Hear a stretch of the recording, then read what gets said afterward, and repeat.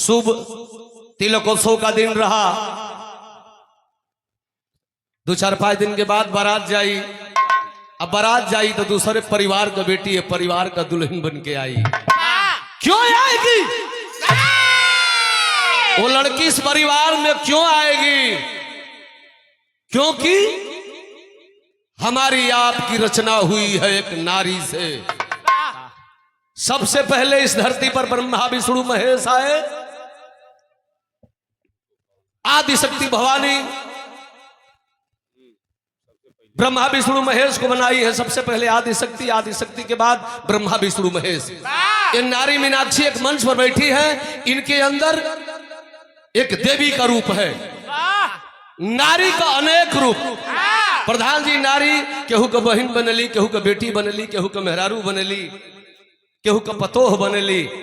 इहे नारी केहू काली बनल बा, केहू दुर्गा बनल बा, केहू रणचंडी बनल बा। यही नारी का चरित्र जब खराब हो जाता तो यह नारी अपने कर्म के अनुसार कोठा पर भी जाते। यह नारी बारी काट काट के डराम भरताड़ी। तो भैया एगो नारी का बिरहा बा, भूमिका लगत मास्टर। अब जे भी बैठल बा सबसे साथ जोड़िया बा आधा घंटा खातिर। एमे उठ पाठ ना हो के हो भैया। केहू भी रहिया बोर ना होला, केहू की पिठिया पर मोहर नहीं खेला गल कि 3 स्टार हुआ 2 स्टार हुआ। जे के रौरा से बेसाहिला ओके बुल्लू बना दिली जा, जेके चाहल जाई ओके उल्लू बना देल जाई।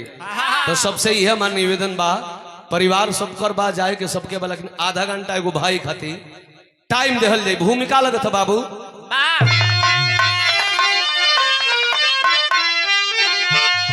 पूरे सृष्टि की देवी कहाती है नारी। नारी के गरिमा को भगवान बचाते। सीता सावित्री अनुसुईया थी नारी। धारण किया धर्म धर्मी कहाते। मन की शंका का कोई निवारण नहीं। मर की चोरी कन्हैया आज खुद ही जताते। विश्वास में घोट जाए गला। कभी महेंद्र जी ऐसी कहानी बताते।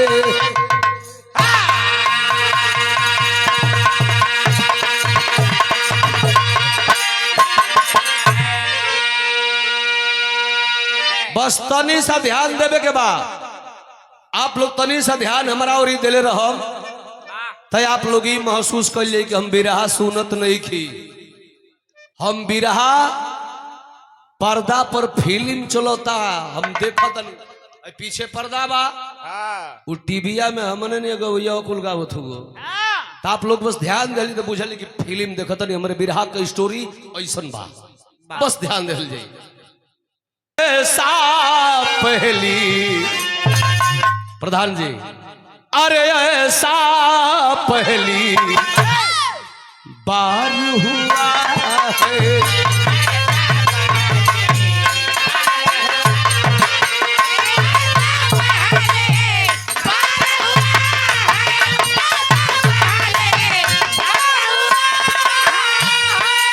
ए शर्मा जी बोलबा तो नींद ना लगे, लेकिन के संग बोलल कर बुझाता नहीं आग झपत है। ऐसा पहली बार हुआ है।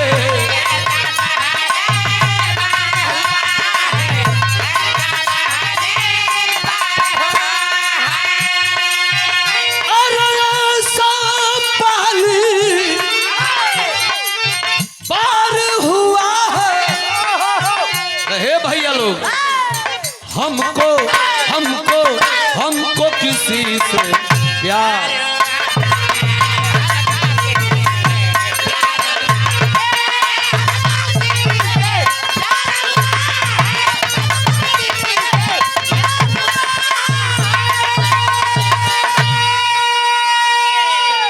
लेकिन कवि जी पूरा बिरहा का निचोड़ भाव में लिखला भैया। माता बहनी लोग हमारे बैठल है, बस 20 मिनट समय दो लोग।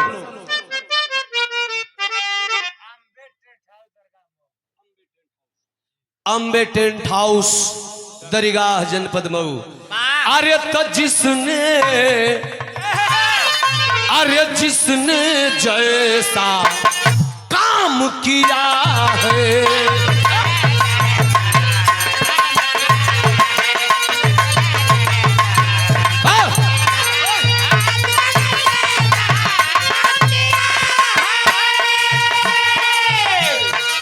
जिसने जैसा काम किया है,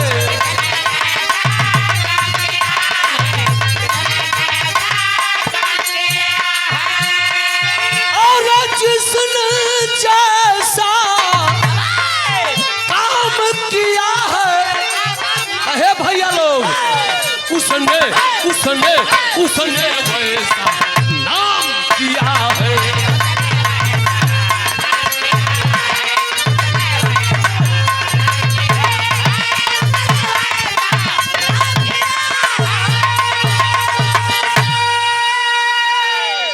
कहानी कहीं विदेश का नहीं है।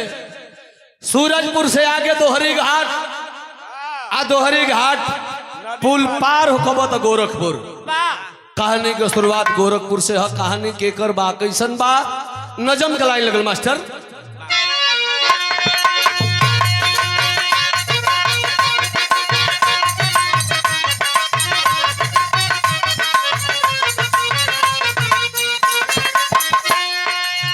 जिला गोरखपुर गांव जोगीपुर निराला है। प्रमोद सुरेंद्र पाड़े घर के तो उजाला है।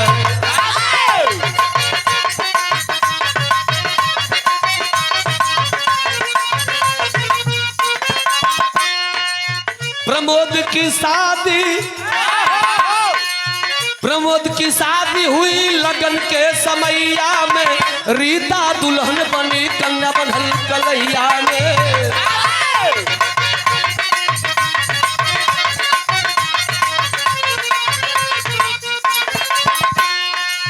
बीता कुछ दिन भइल गोदी में ललनवा हो। 6 महीना बाद बरसल दुख कहे सवनवा हो।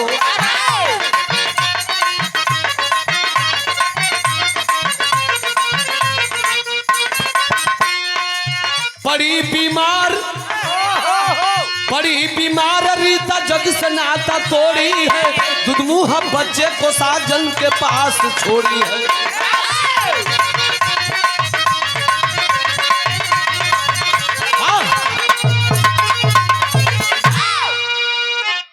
ए भैया, आखिरकार जिला गोरखपुर के अंतर्गत जोगीपुर गांव का रहे वाला ब्राह्मण का बेटवा प्रमोद पाणे या सुरेंद्र पाणे। बात के समझ ले जाई, बिरहा का कहानी समझे में आसान हो जाई। प्रमोद का उम्र 10 बरिस बा। सुरेंद्र भाई का उम्र 6 बरिस बा। विधि का विधान मालिक का देन। केकर मौत कब आई है भैया, केहू जानत नहीं खे। अचानक बारी बारी से दोनों बचवन को माई बाबू ये दुनिया के छोड़ के चल बसल हो भैया। आखिर गांव की लोगन के सहयोग से आई पेट ऐसा चंडाल होलो बाबू जल्दी भरे लना। भिक्षा मांग के दोनों भाई अपने पेट के परवरिश करत हुवन। धीरे धीरे बड़का भैया जब जवान भइलन ह तो गांव के लोग बतियावे लगल कि अरे यार हमने के गांव में एक घर पंडित जी, अगर प्रमोद पाड़े का बियाह ना हुई, इनका खानदान ना चली, तो गांव में कथा बता के कही, शुभ काम में के आई कथा कहे। और मनोहर प्रधान के छोटे भाई पंचम यादव जी ऑनलाइन पुरस्कार मेरे मोबाइल में 500 रुपये भैया डले। उन भैया के चरणों में सादर प्रणाम। सब लोग उनके प्रणाम बा। आखिर ये भैया भाई देखल जा बड़का भैया प्रमोद पाणे के बियाह गांव के लोग कुल मिल के करा दिहला। जैसन गरीब बना वैसन गरीब परिवार में उनकर बियाह भइल। घर में दुल्हन लिए सिलेंडर आ घर में जब दुल्हन आये बाबू तो केहू का दुल्हन आवे भाई लोग इंतजार करे लगे कि हे भगवान कब कत्ल कराते आई, हे भगवान घर में कब खुशी आई। 1.5 साल का समय बीतल आ 1.5 साल का समय बीतले के बाद ओ रीता के तन से बड़ा सुंदर एगो बेटा का जन्म भइल। बेटा के पाके सुरेंद्र भाई प्रमोद रीता सब खुश बा। लेकिन ए भैया कितना जाना बैठल है जा कमात है जा कितना बना ले का कले बस एक ही लोग नहीं खेजान कि कहिया जाए के बाद अचानक रीता का तबीयत खराब भइल हो बाबू। और तबीयत खराब में रीता की मौत हो गई। छोट लड़का बा घर में क्या करता गांव के लोग कहलक ये प्रमोद बाबा बिना महतारी का। आखिर गांव के लोग कहलक कि प्रमोद बाबा तोहरा बियाह करे के पड़ी। गांव के लोग हुक दिहला जल्दी कला। अभी 6 महीना नहीं खे बीतल मेहरारू के मुँहले आ तबले गांव के लोग लड़क के प्रमोद पाणे के दूसर की शादी करा दे। आ दूसर की दुल्हन जब घर में आई भैया दूसर की दुल्हन जब घर में आई तो यहाँ एक खेसारी लाल का तर्ज लग गई। तनी हमारा मुंह बैठा तनी कज होके तनी आगे बढ़ के लपट तनी हो का जन कहां ताकत लोग हमरा मुंह तू हमके ताकेला त हमके बहुत नीक लगेला।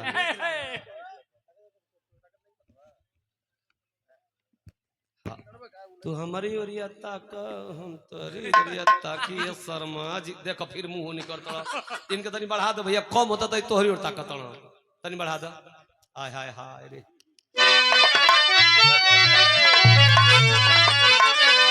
यह दर्द बा खेसारी लाल के।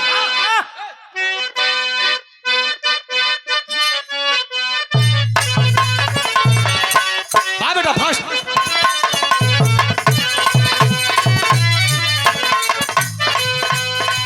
बारे खेसारी एक खेसारी 100 भारी खेसारी गौले। अरे हम तो धूड़ी मुदले रहनी पियरी माटी से। हिम्मत नहीं गेंद दे देना बेटा बड़ा लोड ले था एक ऊपर लग देता काहे के चोरावत हो मर्दवा। अरे हम तो धूड़ी मुदले रहनी पियरी माटी से देवरा मुँह न खोदे काटी से।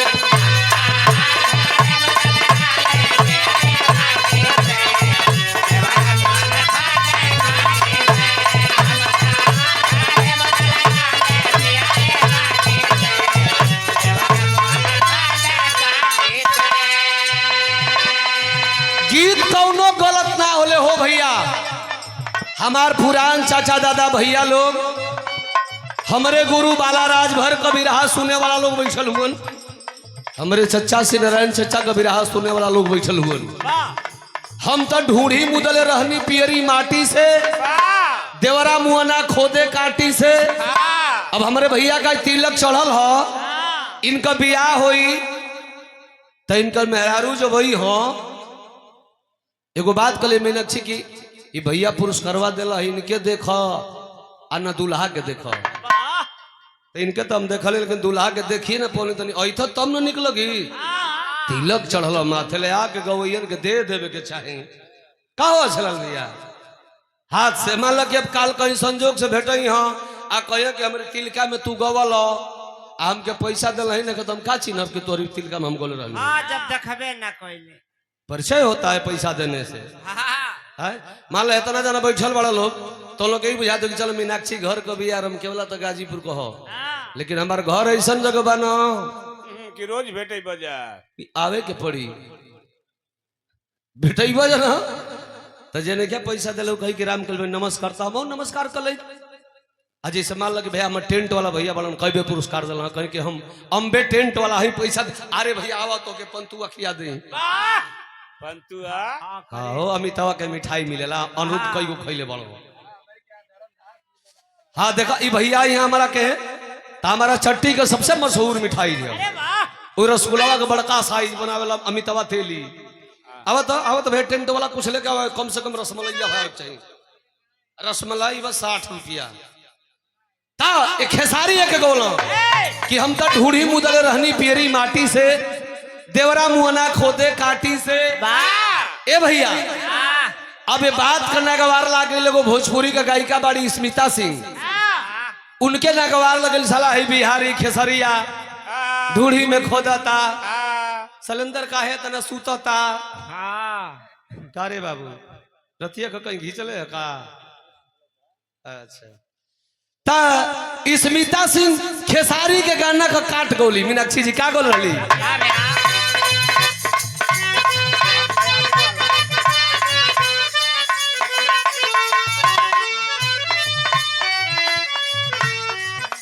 और ये 200 रुपया पुरस्कार श्री राजेश यादव जी करौदी नारायणपुर से ये हमारा प्रधान जी को से स्वागत भाई इस दिनों में फोन कर भैया चलिता मलकनिया बड़ा आइटम बनावतिया खाओ के संग में चलती जा कल कि भैया कहो के घर ना बोलो जला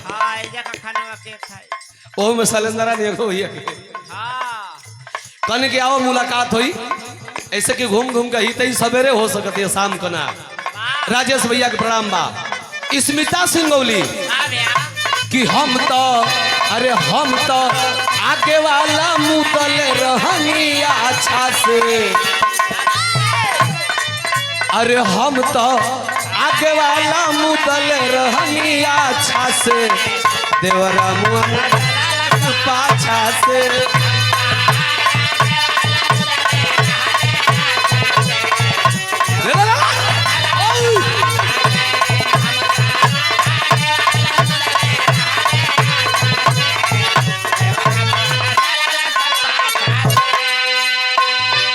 बतौली है ना कौनो गीत गलत ना होले जैसन चश्मा लगेब हरी भैया वैसन लौकी ई खेसारी का काट गौल कि हम तो आगे वाला मुदल रहनी अच्छा से देवरा मुआना डल्लोस पाछा से कौनो गीत अइला का देरी बा ओकर डुप्लीकेट कैला में देरी नहीं खे लेकिन एक अर्थ भी बता दे जरूरी बा लोग भक्सावन का बता होली का टाइम रहल नई नवेली भौजाई भी या छोट देवर बा गिलासी में रंग लेके गइल बा ए बजी हाय हाय हाय हाय ए बजी तन डाल दे आ जैसे गिलेसिया का रंगवा फेंके करे तो भौजी के हाँ भक्त घुमा अरे भौजी घूंघट में भी आ देवरा कहते के भौजी डाल दे ए हरी वो भौजी डाल दे ए सुधीर बो की अशोक बो डाल दे है डाल मार दे रंग जलबा है टेंट वाला मार दे रंग जलबा हम तो आगे वाला मुदल रहनी जे ही डाले करे तो भौजे या मुंह ले कलश की जना तई डाले रंग ना दे बस गप दर जैसे डाले फेंके कैलस ते गप दर घुमावली है बस पीछे में से गणवार बनौरी फेंक देलस ए भैया आखिर तर्ज का मतलब कि हम तो आगे वाला मुदल रहनी अच्छा से देवरा मोरा डल्लस पाछा से ये गीत गलत नहीं खे लेकिन ध्यान ओजा देवे के बा ऐसे कि तरज गा दे बीच में कहूँ विराह में तरज हम ना गाई जब कहानी विराह का दोनों के ध्यान दिमाग में ढुका दे तो तरज का मतलब ना रह जाये भाव विराह में कैसे मास्टर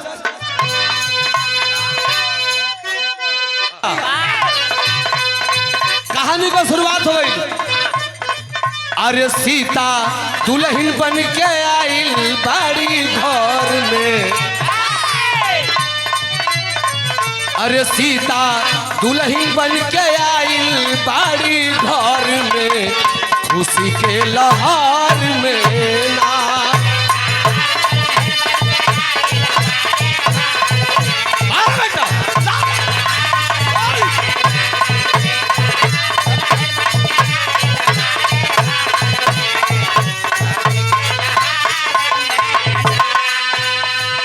खुशी के लहर में हो खुशी के लहर में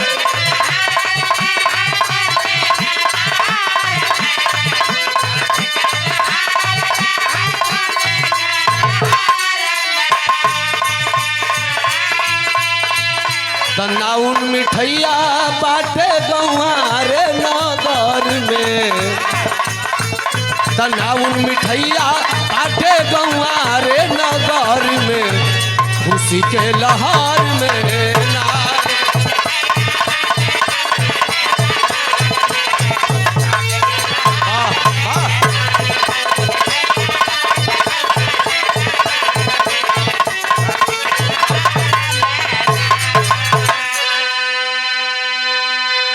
घर में दुल्हन अली हो, इतना भैया लोग बैठल हुआ जेकर शादी भइल बा, ओकरा जिंदगी में अमूल्य रात आवेले, जो न रात के लोग सुहाग रात कहेला।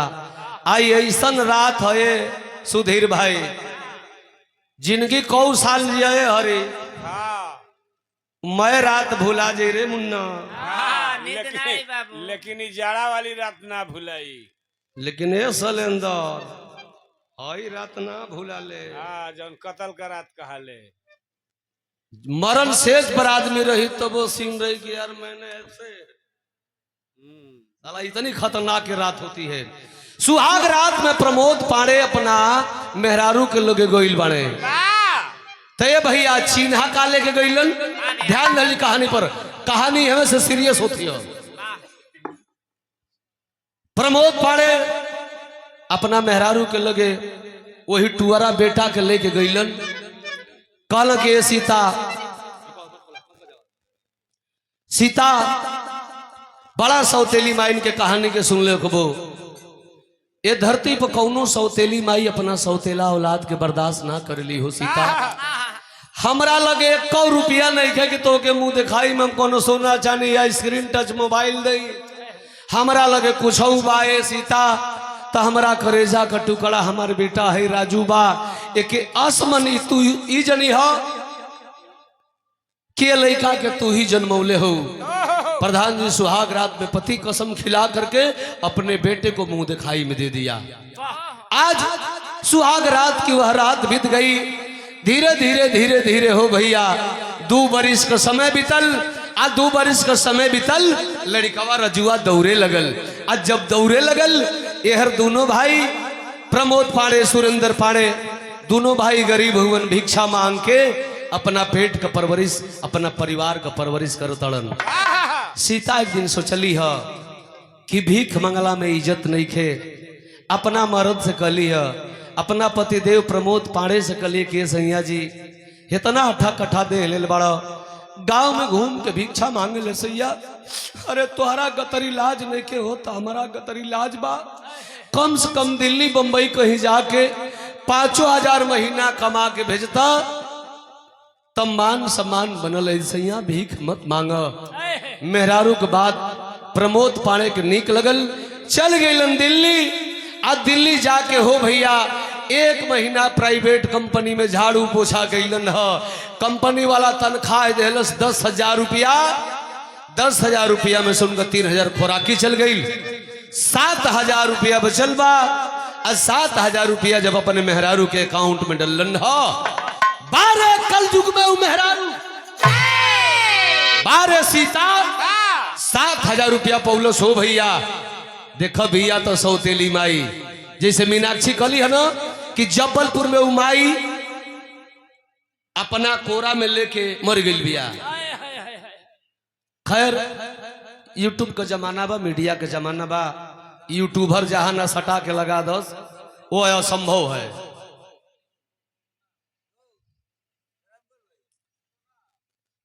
वैसा हो नहीं, वैसा हो नहीं सकता।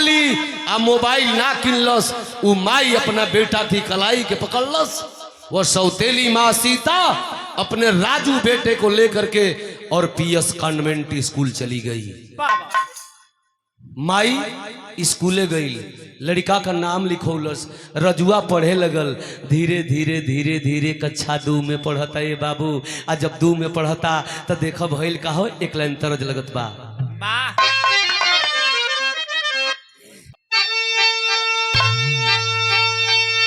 लइकवा रोज पढ़े जाता। एक दिन अपन बैग टंगले बा, जूता मोजा अपन ड्रेस पहले हो, लइका पढ़े जाता।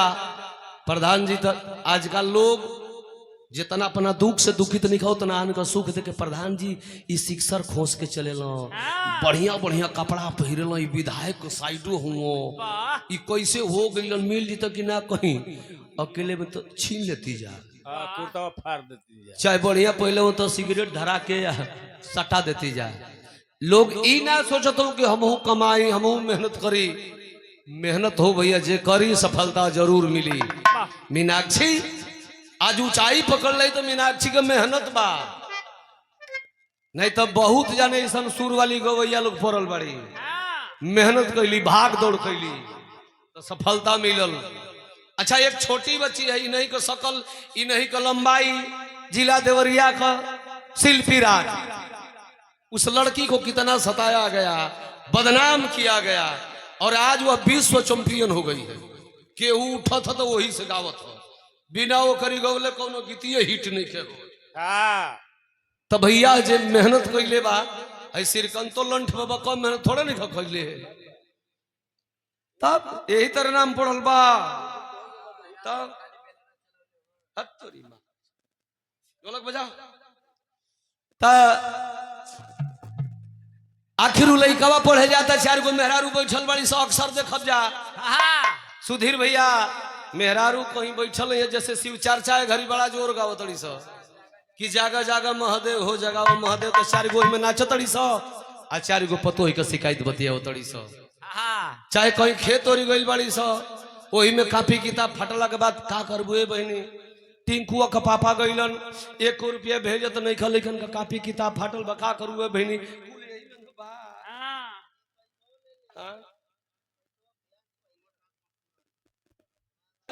हमार मम्मी बेगवा के किन ले हो हमार मम्मी कैसन तोर माई रे हो घरवा में तोर माई हो आहि रे ललऊ अरे उ माई नाई अरे उ नागिन हो नागिन फूंक दिन मार दी जहिया ओकर लइका लइकी कोनो जन्मला सा तो ये तो के डांस ले तोर सौतेली माई हो तोर माई ना हो हेतना भैया बैठल बड़ा लोग अब देखत दोनों की बिरहा की कहानी में अब हम ढुकावत हई इहे से बिरहावा हमार मोड़ ले लल सो बाबू लड़कवा जब जान गई कि हमार माई ना ही असली हमार सौतेली माई हई लड़कवा घरवा गईल सौतेली माई के अचरवा के पकड़लस फफक फफक के रोता रो के अपन माई से गो बात कलस का कलस भैया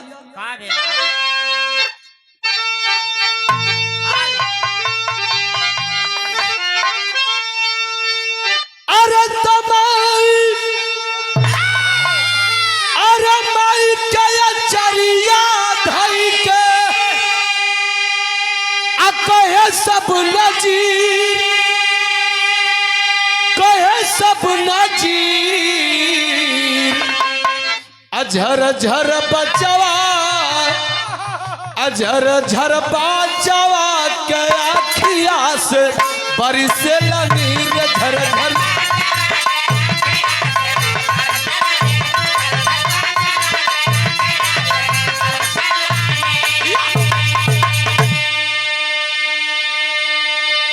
अरे बबुआ का बात सुनी अभी हरेली छतिया तो कभी सारब नहीं एक पल जगतिया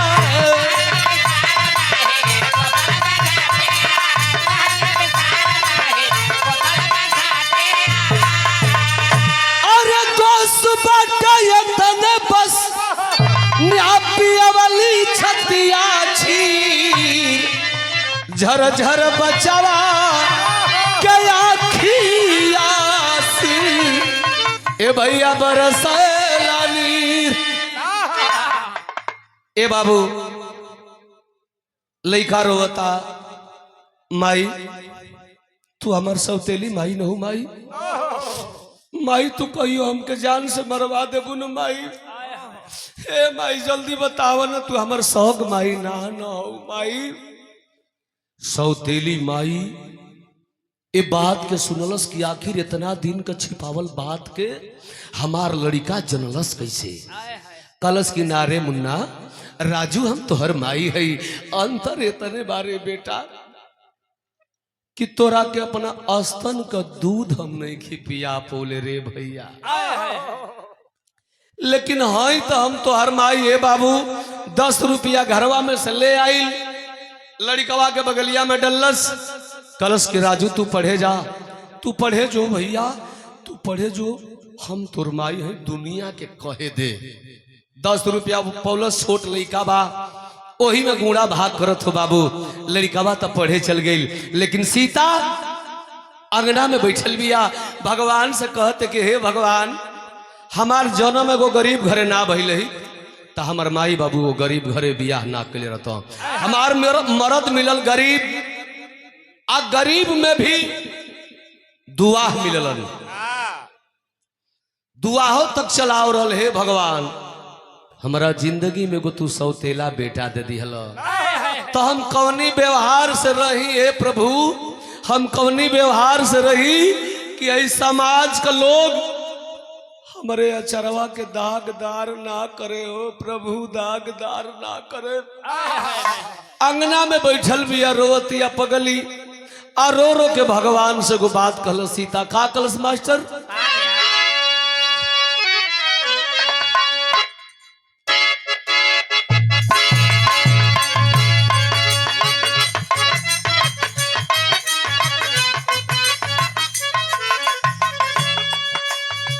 उहे तर्ज बा। संजोग से देखो दुल्हे राजा का भैया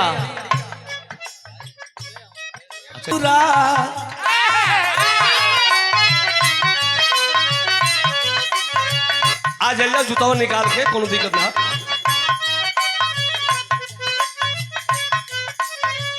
हटत नहीं खे भसुरा दुअरिए पखाड़,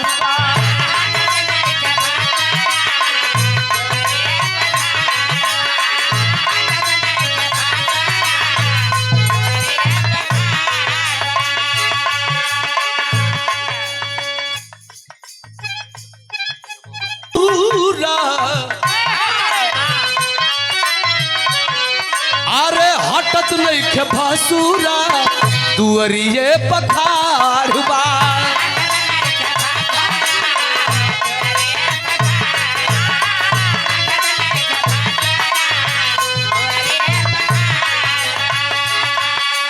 अरे लागता बेमार बा, ना तो कैले राढ़बा, ना तो कैले राढ़बा, हटत नहीं खे भसुरा।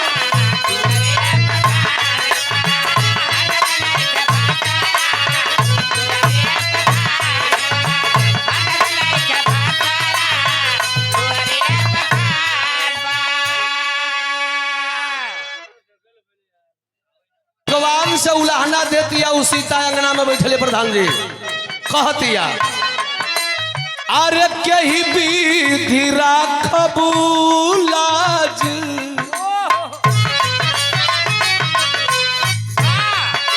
अरे कही विधि राखबू लाज, चढ़ली जवानी बा।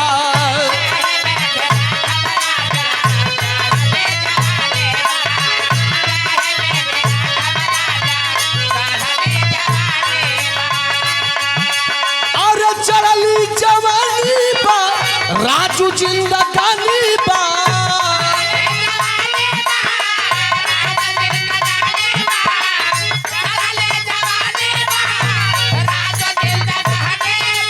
अरे राजू जिंदगानी बा, कई भी तेरा खबुलाज, ऐ चढ़ली जवानी बा। ए भगवान, 22 बरिस का चढ़ल जवानी में शरीर हो, लेकिन लइका खातिर संकल्प ले रही हो कि जन्माई ना औलाद। तो हे भगवान, आखिर कहियो हमारे पति देव का मिलन हो जाई। अब मिलन जब हो जाई तब बगिया में फूल फूल जाई, तो आखिर रजुआ से हमार ममता दुलार बट जाई। हे प्रभु, तो हमके कोनो उपाय बता दो, नहीं तो हम रजुआ खातिर बहुत बढ़िया गलत काम कर देवे। ना भैया बैठल हुआ, कहानी से ध्यान न हटे। बिरहा गौला का मतलब ना होला, बिरहा समझौला का मतलब होला, और बिरहा सुनले का मतलब ना होला, बिरहा समझले का मतलब होला। आखिर ये बाबू अंगना में बैठल बिया, इहे बतिया सोचत सोचत घर से बाहरा निकल गई पगली। बाहरा निकल तो अंतरा लगत मास्टर, अरे राजू बेटा मरो, अरे राजू बेटा मरो बसला पराना।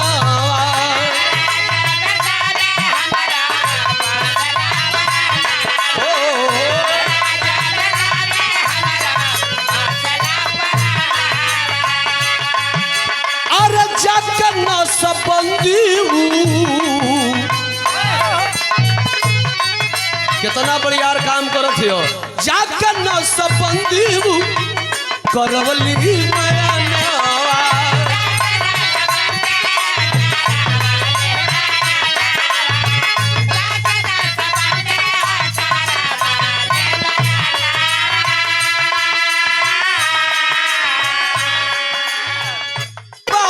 राजू जिंदगानी बा,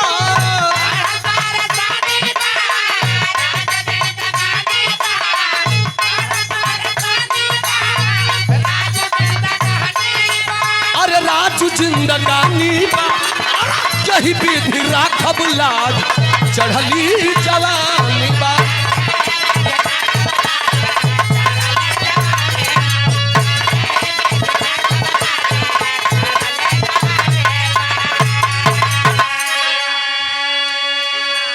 सोच गई कि ना रही बांस न बाजी बांसुरी, न हमार कौन औलाद हमारा कोख से जन्मिहन सा, और न टुअरा बेटा राजू से हमार ममता दुलार बटी। वाह, जमाना कंप्यूटराइज हो गया है, पहले जैसे पूरा है चीर फाड़ ना करके है, खाली नौ सीधा बातें बेगर चीर फाड़ का ऑपरेशन करवा लेती है। बिरहा सुने वाला भैया लोग, धीरे धीरे धीरे धीरे नवंबर दिसंबर का महीना आयल है, तो भैल का है पुरस्कार हमारा राजेश भैया करौदी नारायणपुर से सुंदरमाला पान। लड़का रोज प्रधान जी जिंदगी का बैंक बैलेंस लड़का हो, जैसे लड़कन खाती आप घर द्वार छोड़ ले। हमरो एक बेटा है, दुई बिटिया है, लड़का हमारा डॉक्टरी करत हो। अब समझा कि एगो लोकल भी रहा गया वाला कलाकार का लड़का डॉक्टरी करत हो, तो भाई मेहनत है जो 10 रुपया दिला लो, यही पैसा से लड़का लड़की पड़त हो। तो कमाइल से बड़ जरूरी है बचावल। लड़का रोज घर से स्कूले जाओ, 12 बजे छुट्टी होके 1-8 घंटा लंच करे, ओकरे बाद में 2-2.5 घंटा कोचिंग करे, और ओकरे बाद विद्यालय से घरे आवे। प्रधान जी रोज 4 बजे शाम को चलिए। नवंबर महीना में 4 से ऊपर घड़ी भैला का मतलब कि अब कुहेरा घेरी। लड़का एक दिन है देखा बिरहा सुने वाला बाबू 4 बजे घरे ना आइल, तो अक्सर परिवार में कुछ घटना घटे वाली होले तो कुछ आभास हो जाला परिवार के लोगन के। माई घड़िया पर ताकत है सीता, 4 बज गए हमारे बचवा ना आइल, 4:05 हो गई ना आइल, 4:10 हो गई ना आइल। जब 4:30 बज गई तब ब्राह्मण परिवार का घर का लड़की हो, गरीब भले ही हो, लेकिन घर में रहे वाली बहुअर हो। भले मर्द देवर कहीं कमाता रहे, लेकिन बेटा का याद जब माई के सतौलस 1 किलोमीटर दूर स्कूल बा, लेकिन माई घर से स्कूल की ओर चलल। तो कैसे चलल मास्टर, तनी भाव बदलत है।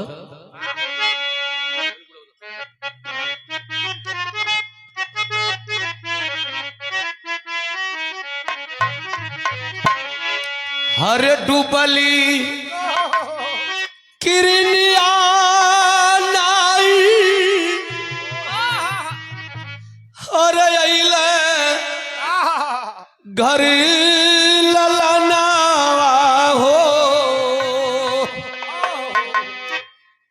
उपगलिता के बेटावा के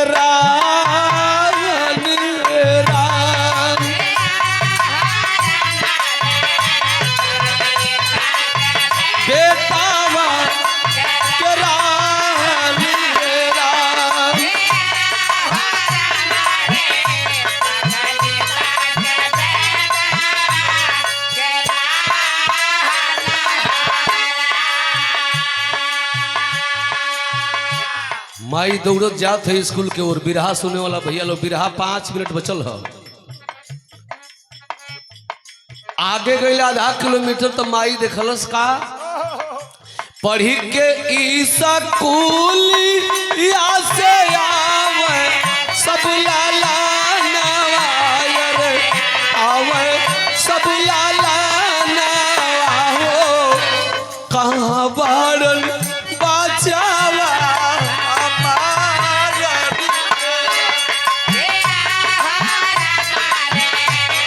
कहाँ बारन बचावा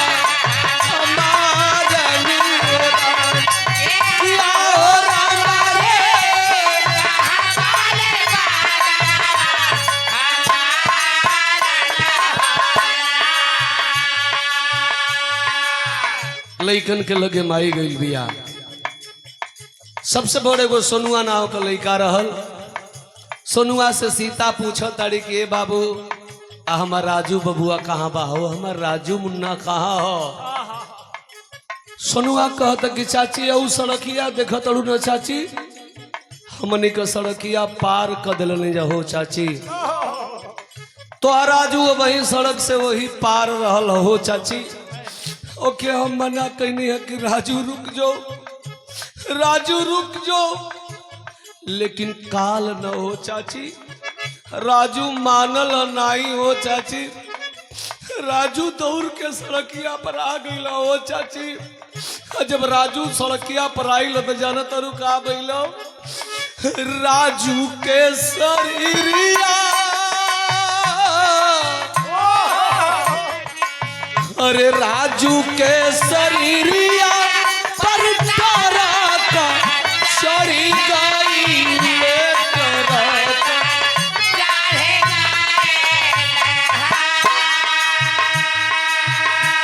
उड़ी गईले आलर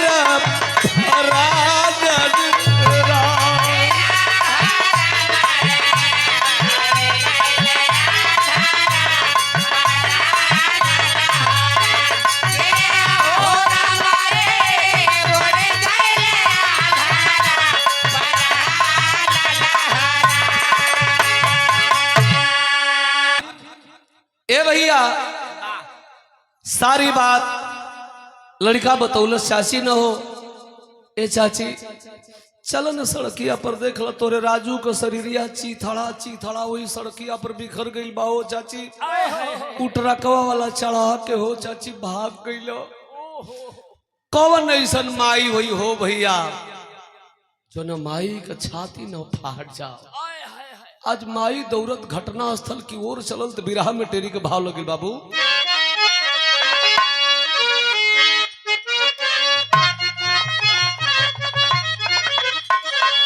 अरे समैया ए पंचो समैया अरे हाय बताई सबके हाय दहिनी टांग उठल तब पाई कहवा जाई। घटना स्थल पर माई पहुंचल बाड़ी। अचरा पसार दिले हो सड़किया पर हो बाबू। पसार के मांस का टुकड़ा उठाई के माई जर्जर जर्जर रोवत या राजू। ई कौन दिन देखौल रे भैया, ई कौन दिन देखौल रे बाबू। तोरे खातिर रे भैया 22 बरिस का चढ़ल जवानी में अपने जवानी के कुर्बानी दे देली रे लाल। हम कैसे जियब रे भैया, हम कैसे जियब रे बाबू। तोरे पापा से हम का बताइब रे राजू, का बताइब। माई एक गो टुकड़वा उठाए के अपने अचारवा पर धरत हो बाबू। आओ लसिया से को बात कहते विदेशिया के भाव लगल भैया।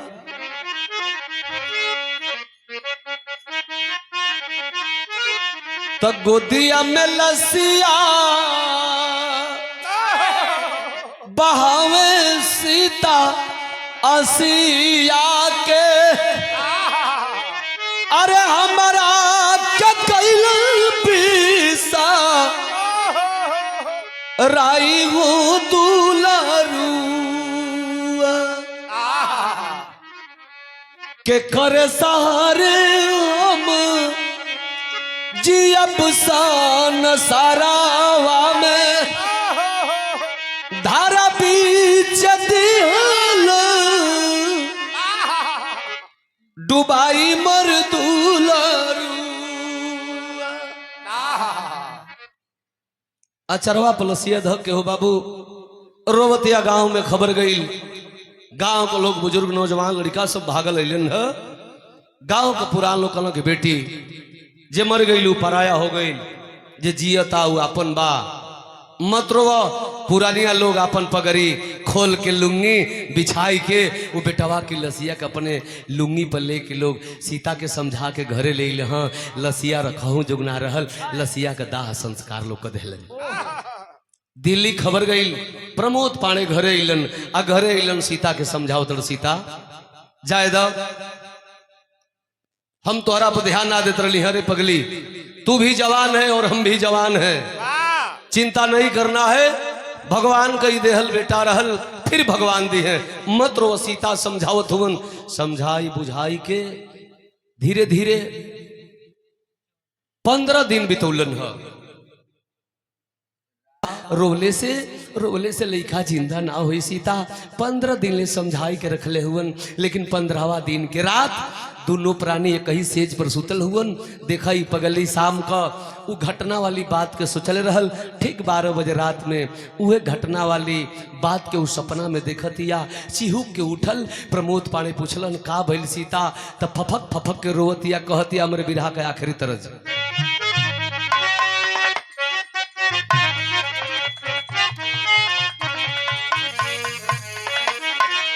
मास्टर साहब जहां बिरहा का भाव बढ़िया हो जाला वहां धुन का कोनो मतलब ना रहले।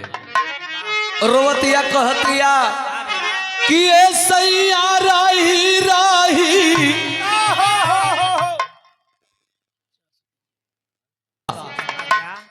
अरे ए सैया राही राही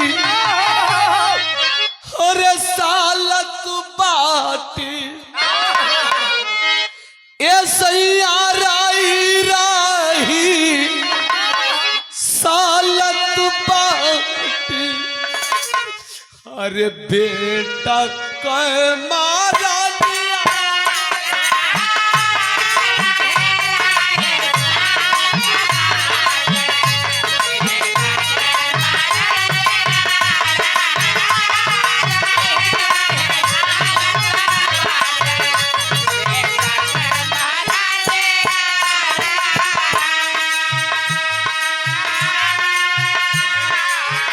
अरे रही रही सालत बाटे बेटा का मरलिया।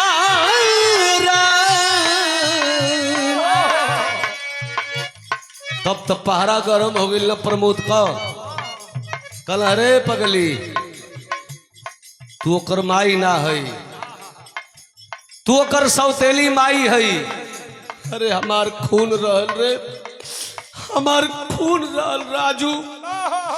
तो के लड़का चाहिए ना तो चल तोहरो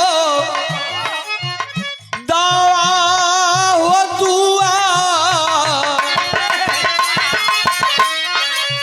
अरे चल तोहरो दावा दुआ कराई हमारा दिया।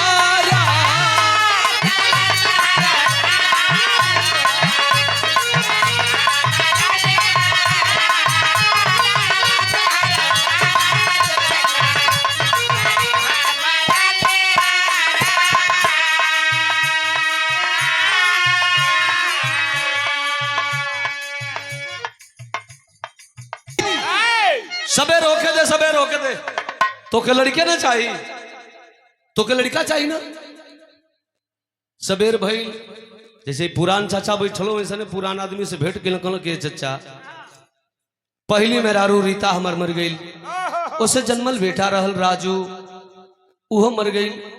वही के पाले पोसे खातिर दूसर की मेहरारू इली कई साल हो गई आज ले कहू बच्चा ना भइलन स का करी हम दवाई कराई कि का कराई। कहला कि बेटा दवा दुआ दोनों करावे के चाहे। दवाइयो करई है लेकिन उससे पहले तनी कोनो सोखा बाबा के देखा दो। हो सके कोनो दैविक प्रकोप होके, जौना के कारण भगवान तो लोग के औलाद ना दे थोखस। कल कि बाबा हम हरिया आदमी परदेसी आदमी हम कहा जानतन कि के सोखा ऐसन बा। अच्छा में केहू सोखा होई तो खिसियाई मत। सोखन का काम हो गई बा कि कुल काम छोड़ के करो वो झाई आ कुछ ना मिली तो दारू मुर्गो कही जाई।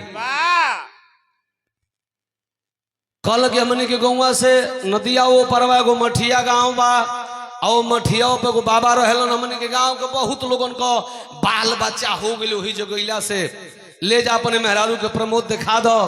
प्रमोद सीता के लिया जो बाबा के स्थान पर गईलन। बाबा काश करा ही बनलन बोलौलन अपने देवी देवता के उखड़लन हो। कल कि हे माई अस्कामनी टूनमत का परी दूध के बदला दूध पानी के बदला पानी। माई गाय गुहार बाछी तोरे दुआरी पे आके गिर गई बेरे माई अस्कामनी केकर आसन है बाबा भौकाल बहले बा। कलश की बेटा बनल कल की प्रमोद 11,000 रुपया लगी। एगो अणुआरा मुर्गा लगी। अणुआरा रे पागला सुनू बिना ओकर बिया ना बनेला जानले। केहू के लौकेला केहू के भीतर रहेला जानले। अपनी मौसी से कह दिए काढ़ी के निकाल ली उसे त माने जन कुकू हुक्कू बोलेल स ललरिया वाला देसीला मन उनके विकसिया ना चाहिए भले उ सोखा रोज विकासी खा तो खोस लेकिन आन को पोई हो तो बोले वाला चाहिए। 11,000 रुपया देसीला मुर्गा आएगो आर्मी वाला बोतल।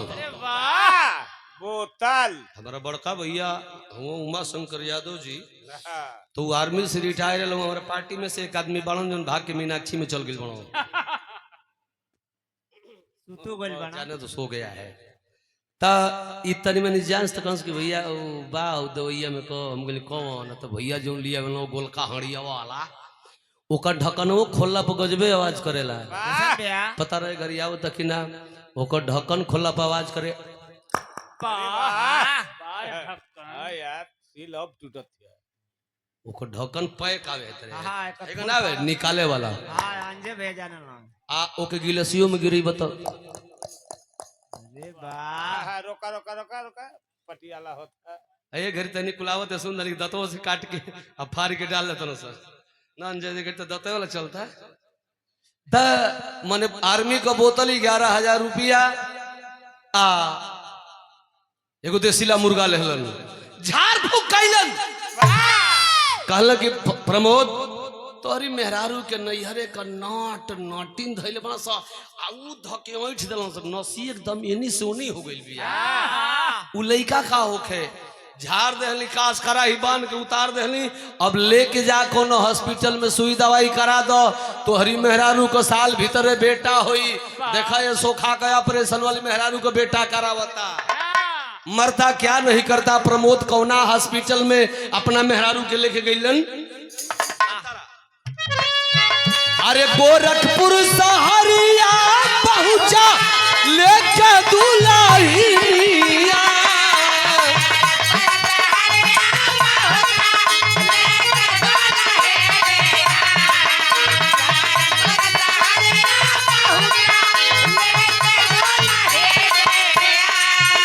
डॉक्टर कुसुमा लाता बताई सब कहानियां।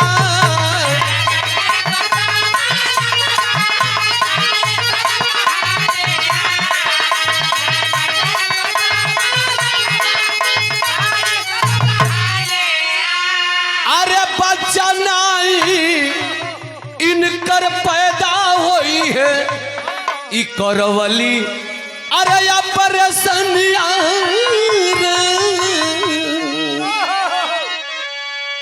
डॉक्टर कुसुमलता चेक करती है रिपोर्ट निकला इसका ऑपरेशन हुआ है कोई संतान नहीं होगा।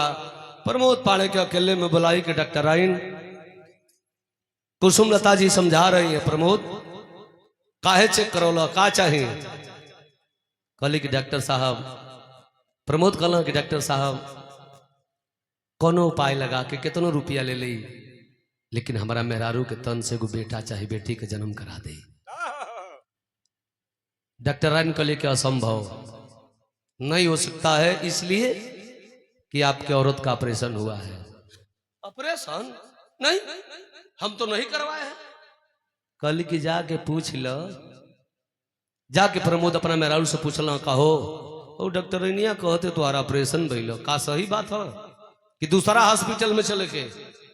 सीता समझ गई कि दूसरों जगह जाई, रिपोर्टवा उहे निकली जब ऑपरेशन करो ले तो करो ले। हाथ जोड़ के कल के सैया जी हाँ हम अपन ऑपरेशन करो ले।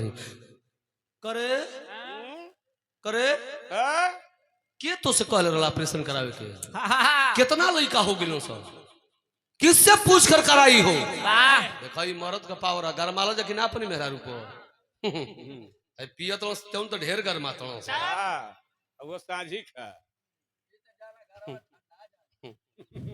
मैं निकाल ले ले। अरे साला मीनाक्षी जानत है कि मेरा कैसन है, साला बदनाम करे बेकारे। बिरहा जगत में नंबर 1 पीस है ये। हम कुछ भी करें प्रधान जी, मेरी लक्ष्मी है वो। ए भैया आखिरकार प्रमोद ढेर गरमाए लगलन तो सीता कलश के बाहर पतिदेव भुला गईला वो बात के, भुला गईला वो रात के। अरे जब ना रात में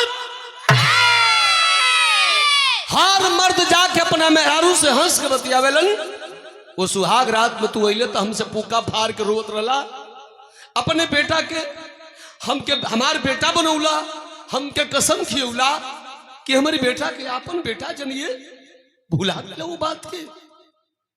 अरे सैया तो हसे का पूछी हो, जोन माई 9 महीना गर्भ में ढोक के हमके पैदा कैलस, जोने बाप का कमाई खा के इतना बोल भली तोरे घरे अली, वो माई बाप से न पूछली कि मना लोग कहे कही देख सौतेला बेटा पर ऑपरेशन करावती हो, आज तू हमारा पर गुस्सा दिखावत हुआ। तोरी गांव में कोनो कुचरा चाहे कुचरी हमारा रजुआ बेटा से बतौल से कि तोर माई ना हल, लड़का जार बाजार रोवत रहल, ओकर रोवाई हमसे बर्दाश्त ना भइल तो हम जाके ऑपरेशन करा ले ली, आज तू गुस्सा दिखावत हुआ। मेहरारू तन टाइट भइल तब प्रमोद पाड़े लूज भइलन, तब मोटरसाइकिल में बैठौलन लेके घरे अइलन। मेहरारू गइल घर में, अब पाणे बाबा बैठल बन दुआरी पर खटिया पर, कपारे हाथ लगा के बैठल हुवन। एगो मेहरारू मरिए गइल, एगो लइका रहल गुजर गइल। आई बिया कई साल से लिए ले देखो होते नहीं खस, एकर काम खत्म बा। अब हम करी तो का करी, उदास बैठल हुआ तब निक भरे पियले भाटा वाला, पूरा एगोड़ा नशा में हो, नशा में वही तरह वही रास्ता धीरे जाता। तुमसे मिलने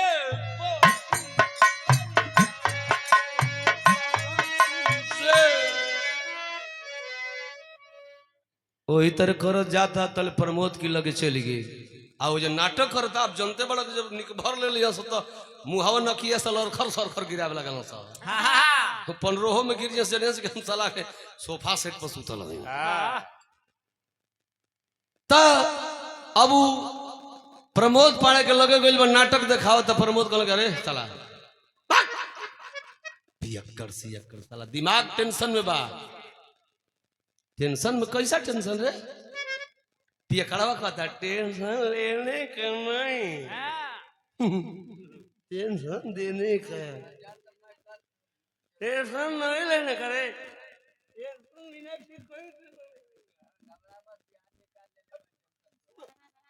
टेंशन नहीं लेने का, टेंशन देने का। कल कह रहे यार चल निया दरिगा चटिया पर टेंशन दूर करे वाली दवाई मिले ले।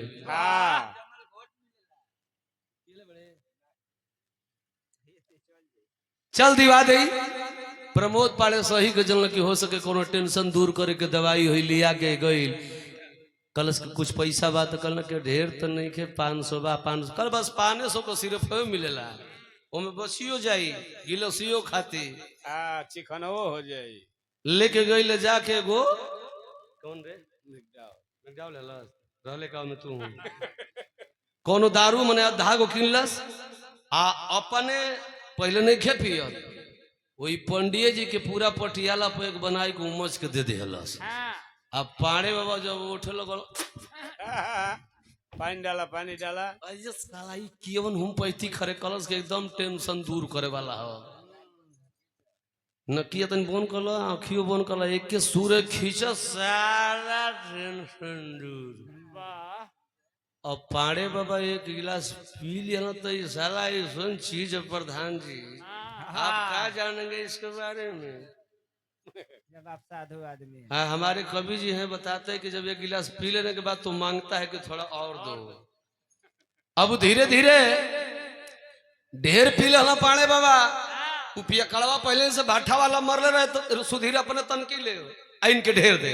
और जब ओभर हो गईलन और जब ओभर हो गईलन पंडित जी तो कलश कब चले के घरे। अब बाह में बाह डाल के दोनों फिल्मी गाना गावत आवत अड़न सा रास्ता में जब अला याद पड़ल पिया कड़वा के कलश के पाड़े कौन सी टेंशन की बात तू पूछ रहा था। पाड़े बाबा कहना कि देखो मित्र हमको ये आज तक समझ में नहीं आया, अब तक नहीं समझ में आ रहा है कि हमारी औरत हमसे बगैर पूछे अपना ऑपरेशन क्यों कराई। तो पिया कड़वा झड़ देने सवाल का जवाब दिलस कि एकर मतलब कि तुम्हारी औरत तुम्हारे भाई से फंस गई है। वाह जब ये बतिया को इधर नशा में बटल साला हमार भाई साला हमारी मेहरारू के रख लेलस तब न तोर मेहरारू बिना तुझसे पूछ ले ऑपरेशन करो ले हो, उसका गलत संबंध तुम्हारे भाई से है। आये तने बतिया कोई के हाथवा छोड़ौलस आ धललस हेतर करौदी नारायणपुर डोहर कलश कब तुझो है दरगाह में है अपने पीछे उड़ी चल दलस। अभी इनकी दिमाग पे इतना टेंशन, एक तो दारू आ दारू के ऊपर टेंशन, तो हे दुनिया में हर रोग का इलाज बा हो भैया, लेकिन जकरा दिलो दिमाग में शंका का बीमारी धो ली प्रधान जी बेटा जी है ना उनके मरे के हो टेंशन दे हलस आ टेंशन दे हलस ताल हालत गई।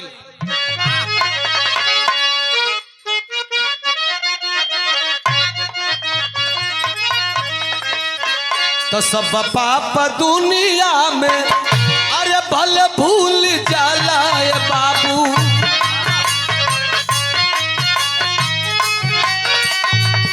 मन सा पाप कब नहीं भूलल रे भूला।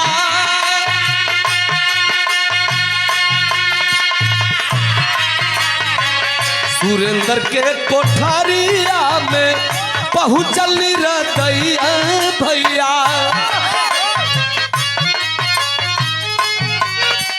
और सिनवा में खिंच के पापी मारेला कटारी।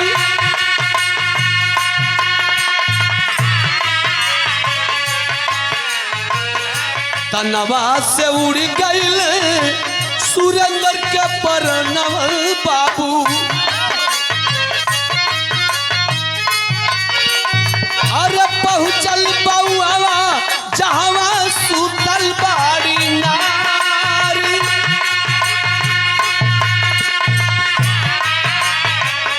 सीता के बदनिया में खंजर जाके मारी दियलस, मर के पापी भाग आइल धनवा रे बाजार।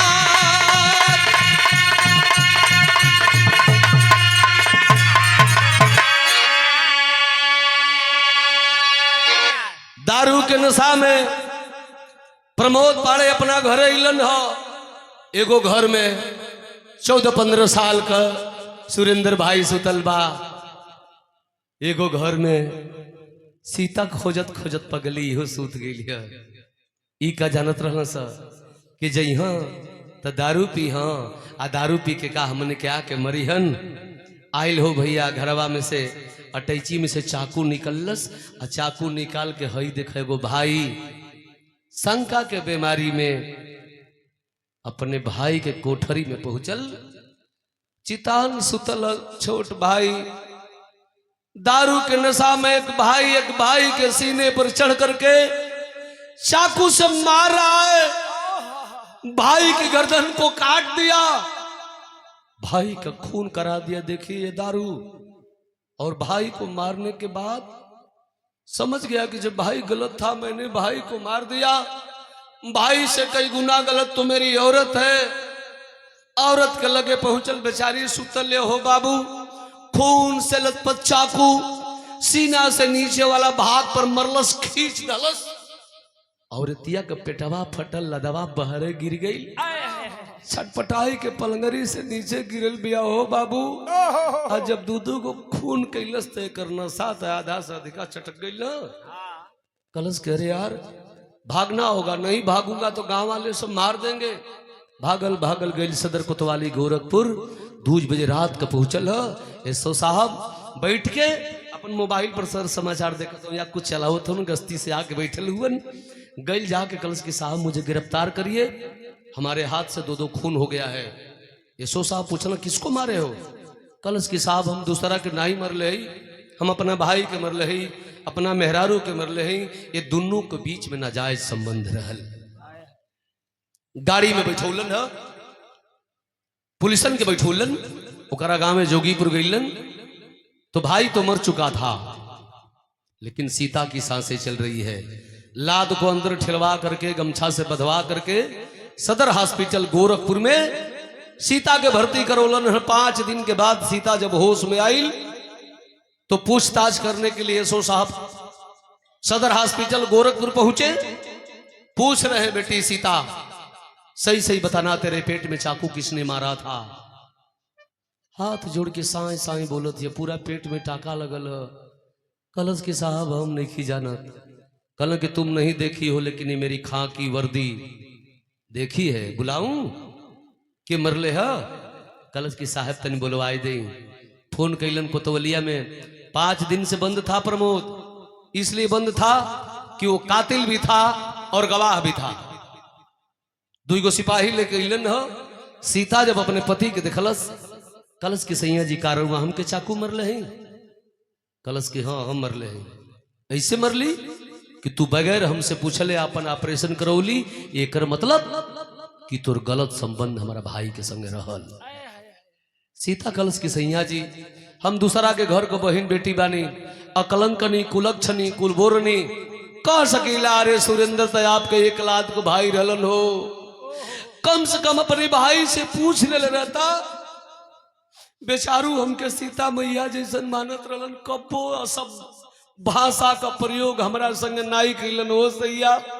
लेकिन जब तू भाई के भी मार देला तो हमारा आखिरी बात सुन लो हो बाबू। आखिरी बात उस हॉस्पिटल में कह रही है। का कहतिया? अरे आखिरी सलाम ले लो सैया टूट ससिया, तो सैया से भैला मुदैया हो जीवन के सतिया।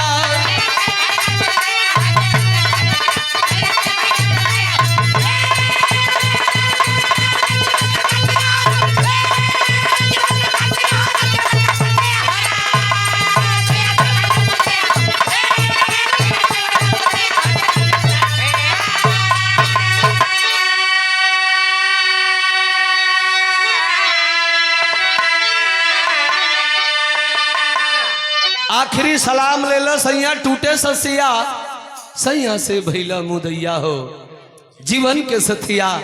सैया जी अरौरा के पावे बदन नैहरे में बड़ा तीर्थ व्रत के लिए रहनी। हर माई बहन करेली, जैसे परिवार में भी वो बेटी दूसरा के घर के बेटी आई तो नैहर में उहो बेचारी पूजा पाठ कैले हुई कि हमके अच्छा पति मिले। कहत या कि सैया रौरा के पावे बदे हम नैहर में का कैले रहली। अरे 8 अगस्त 9 कार्तिक 10 बैसाख मास नहैनी, सुबह शाम शिव पूजन कई के सैया तोहके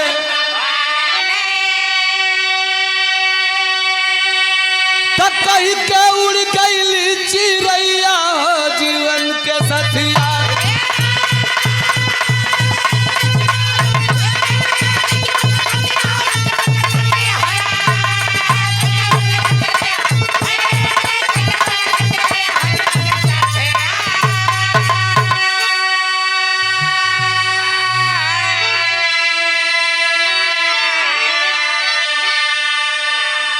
इतना ही बात कह करके वो सीता अपने आप को रोक नहीं पाई और बेड पर गिरी विरहा सुनने वाले भैया बाबू, और भगवान के लिए वह प्यारा हो गई। अब प्रमोद पाणे के संगे प्रशासन के लोग कितना बढ़िया व्यवहार के लिए हुई, आप लोग खुदे मिला ले। विरहा मर समाप्त हो गई, यही से विरहा का शीर्षक रखल गई बा सौतेली माई का प्यार उर्फ दगाबाज सौहर। आखिरी लाइन, जय जखाड़ गुर जद्दू लौटन की लहरे फुलवारी, श्री नारायण गंगा सागर मितवाजवत बिहारी, समैया हई बताई सबके यादव